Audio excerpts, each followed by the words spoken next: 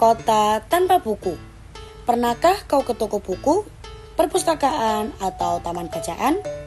Tidakkah kau merasa istimewa ketika berada di dalamnya? Di sekelilingmu ada berbagai tokoh dari dunia nyata dan khayal. Tempat yang pernah kau kunjungi dan yang belum. Informasi dan cerita dari masa lalu, masa kini, dan masa depan. Semua berpadu, semua berada dalam genggamanmu. Saat berada di antara buku, tidakkah kau merasa menjadi raja dan ratu? Ruang dan waktu seolah menyatu tanpa batas.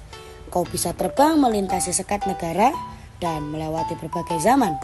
Kau bisa menyelam ke dalam samudra, melayang di angkasa, bercanda dengan aneka satwa, dan berkelana di tengah padatnya kota, juga di rimba raya.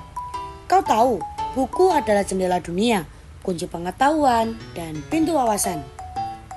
Muhammad Hatta, sang proklamator, berkata, "Aku rela dipenjara, asalkan bersama buku, karena dengan buku aku bebas.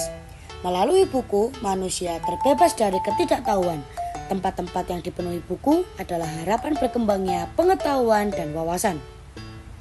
Apa jadinya jika kota tanpa buku? Pantaskah dia disebut kota?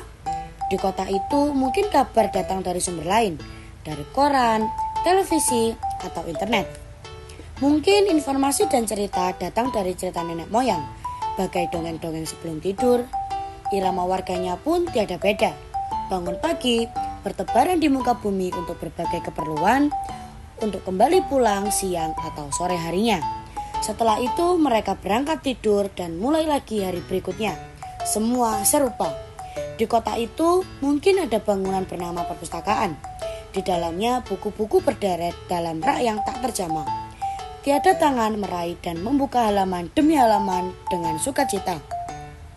Mungkin juga ada tumpukan buku di sudut-sudut sekolah yang sepi dan berdebu. Jarang dikunjungi, jarang dibaca. Buku-buku di sana teronggok tanpa nyawa. Bagaimana dengan kotamu? Mungkin kau tinggal di tengah kota yang megah, atau di gang sempit, di desa terpencil, di sisi pesisir, atau di kaki gunung. Adakah perpustakaan, taman bacaan, atau toko buku di dekat rumahmu? Jika ada, apakah tempat itu menjadi wadah berkumpulnya anak-anak dan warga? Menjadi pusat berkembangnya wawasan dan pengetahuan? Atau hanya menjadi pajangan? Maukah kau menjadi orang yang menghidupkannya? Kau bisa mengunjunginya dan mengajak teman-teman membaca dan berbagi cerita di sana. Jadikan tempat itu sumber kegembiraan dan pengetahuan. Jika tempat itu belum ada, maukah kau menjadi orang yang mulai menghadirkannya? Kau bisa memulainya dari sebuah sudut di teras rumahmu.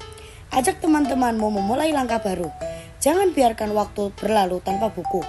Siapapun dirimu, bersahabatlah dengan buku. Dia akan menjadi teman setiamu sepanjang waktu.